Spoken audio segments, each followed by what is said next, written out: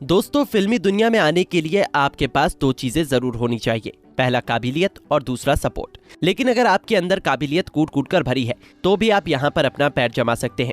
80 के दशक में ऐसी ही एक अदाकारा ने बॉलीवुड फिल्म इंडस्ट्री में कदम रखा, जिसके पास काबिलियत और सपोर्ट दोनों ही था और जिसने आते ही अपनी काबिलियत और खूबसूरती से बॉलीवुड में तहलका मचा दिया। फॉरेन में पैदा होने और वहीं पर पालन पोषण होने के कारण जब वो फिल्मी दुनिया में आई तो उसे हिंदी भाषा बोलने में काफी परेशानी होती थी, लेकिन धीरे धीरे वो सभी परेशानियों का हल निकाल दर्शकों के बीच अपनी पकड़ बनाती गई।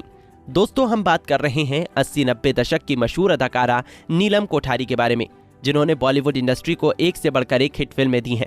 साथ ही उन्होंने अपने दमदार अभिनय से दर्शकों का भरपूर मनोरंजन भी किया। बहुत जल्द ही उन्होंने अपने आप को शीर्ष अभिनेत्रियों के बीच स्थापित किया। उन्होंने कई सारे अभिनेताओं के साथ अभिनय किया, जिसमें से गोविंदा के साथ उनका अच्छा प्रदर्शन रहा। दोस्तों, हम आपको नीलम कोठारी की जिंदगी से जुड़े हर कहानियों से रूबरू कराएंगे और उनके प्रारंभिक जीवन, फिल्मी जीवन, साथ ही उनके निजी जीवन के बारे में भी बताएंगे। तो जानने के लिए वीडियो के अंत तक बने रहें।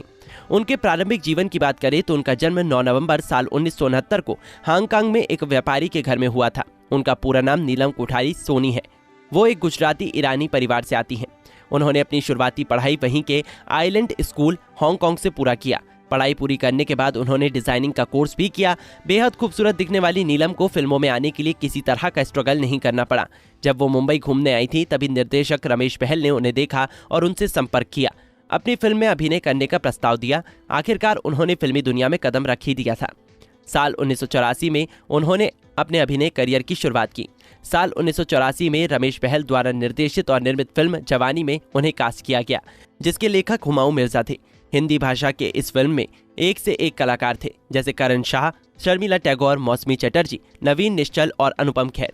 नीलम इस फिल्म में बतौर हीरोइन लीड रोल में दिखी। उन्होंने सनम की भूमिका निभाई। अपनी पहली ही फिल्म से वो चर्चा में आ गई थी। दर्शकों द्वारा फिल्म को पसंद किया गया क्योंकि फिल्म मजबूत पारिवारिक बंधनों वाली एक ट्रायंगल लव स्टोरी थी। हालांकि फिल्म बॉक्स ऑफिस पर ज्यादा सफल नहीं हुई, लेकिन इसके गाने को काफी पसंद किया गया। खासकर आशा भोसले और अमित कुमार द्वारा गाया गया गीत तू रूठा तो मैं रो दूंगी सनम। उसके बाद साल 1986 में आई फिल्म इल्जाम में उन्हें दोबारा मौका मिला। इस फिल्म को शिबू मित्रा द्वारा निर्देशित और पहलाज निहलानी द्वारा निर्मित किया गया था, जिसे एक ड्रामा फिल्म की कैटेगरी में रखा गया था।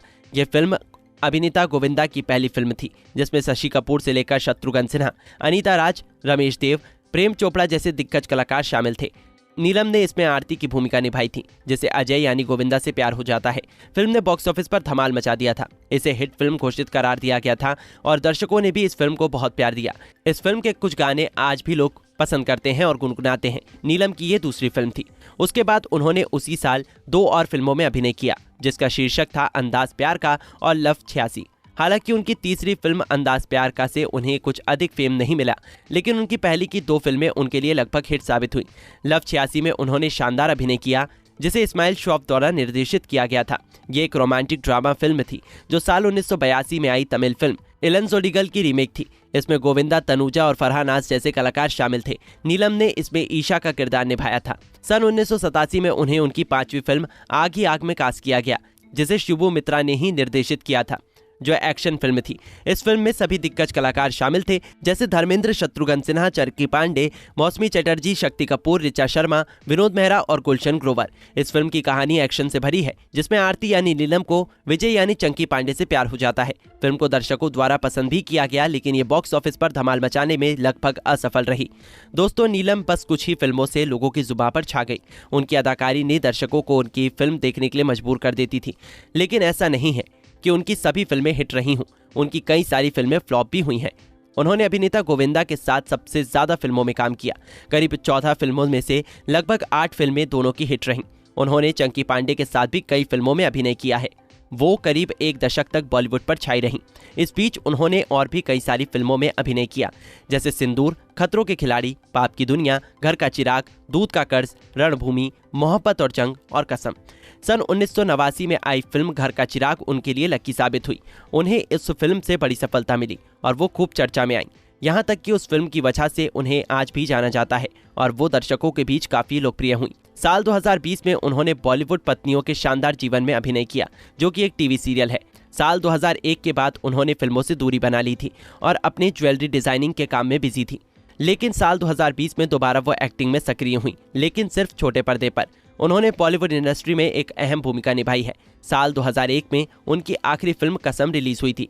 हालांकि वो अपने जीवन में विवादों से दूर रहीं, लेकिन साल 1988 में उन पर और उनके कुछ को एक्टर जैसे सैफ अली खान, सलमान खान, सोनाली बेंद्रे और तब्बू के ऊपर फिल्म हम साथ साथ हैं के शूटिंग के दौरान कांकानी में 2 काले हिरन का अवैध शिकार करने का आरोप लगाया गया था और 5 अप्रैल साल 2018 को उनके साथ उनके सभी को एक्टर्स को जोधपुर हाई कोर्ट ने 2 काले हिरन की हत्या के मामले में बरी कर दिया था, सिवाय सलमान खान के। सलमान खान को उस मामले में दोषी पाया गया, जिसके चलते उन्हें 5 साल की सजा भी सुनाई गई थी।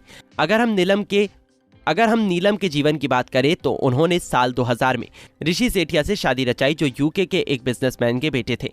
लेकिन दोनों की खुशहाल जिंदगी ज्यादा समय तक नहीं टिक सकी और आखिरकार दोनों जोड़ों ने कुछ ही साल में एक दूसरे को तलाक ले लिया।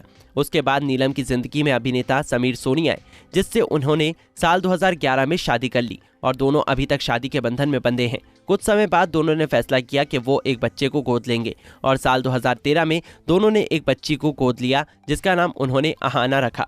आपको बता दें कि अभिनय के दौरान कुछ अभिनेताओं के साथ उनके अफेयर्स के चर्चे भी सामने आए थे, जैसे कि अभिनेता बॉबी देओल, सलमान खान और समीर सोनी। हालांकि उन्होंने बाद में समीर सोनी से शादी कर लिया, जैसा कि हमने आपको अभी बताया। उनके पिता का नाम शिशिर कोठारी है, जो कि एक गुजराती बिजनेसमैन है। उनकी माता का नाम परवीन कोठारी है, जो कि एक पूर्व ईरानी मॉडल है। बिजनेस के चलते नीलम के माता पिता हांगकांग में ही सेटल हो गए थे और यही कारण है कि वो वहीं पैदा हुई और उन्हें हिंदी बोलने में परेशानी होती थी। जब फिल्मों में आई तब शुरुआती समय में वो अपने को एक्टर और डायरेक्टर से इंग्लिश में ही बातें किया करती थी। उनका एक बड़ा भाई भी है, जिसका नाम अफशीन कोठारी है, वो भी एक बिजनेसमैन है। नीलम को कई पुरस्कारों से सम्मानित भी किया गया है, जैसा साल 2019 महिला अधिकारिता ब्लैक स्वान पुरस्कार। उसके बाद उसी साल 2019 में ही साल के सबसे होनहार जौहरी के लिए आइकॉनिक अवार्ड से भी सम्मानित किया गया और उसी साल global spa fit and fab jeweller award भी दिया गया। इन अवार्ड से पता चलता है कि वो न सिर्फ एक अच्छी अभिनेत्री थी, बल्कि एक अच्छी ज्वेलरी डिजाइनर भी हैं। दोस्तों, उन्होंने न सिर्फ फिल्मों में अभिनय कर सभी महिलाओं को एक सीख दिया, बल्कि एक ज्वेलरी डिजाइनर बनकर ये भी साबित किया कि महिलाएं भी मल्टी प्रोफेशन में भी कामयाब हो सकती हैं। नीलम कोठारी ने अपने दमदार अदाकारी से लोगों का दिल जीता और उन्हें खूब एंटरटेन किया। अब वो 53 साल की हो चुकी हैं। हालांकि अब वो एक्टिंग नहीं करती, लेकिन उनके अभिनय के वजह से उनके चाहने वाले उन्हें हमेशा याद करते रहेंगे। हम उनको उनकी अच्छी सेहत के लिए शुभकामनाएं देते हैं और ये उम्मीद करते हैं कि आपको उनकी ये जीवनी पसंद आई होगी। अगर आप उनकी अदाकारी और उन्हें पसंद करते हैं तो वीडियो को लाइक जरूर करें और ऐसी ही अनसुनी जीवनी के बारे में जानने के लिए हमारे चैनल को सब्सक्राइब जरूर कर दें। धन्यवाद।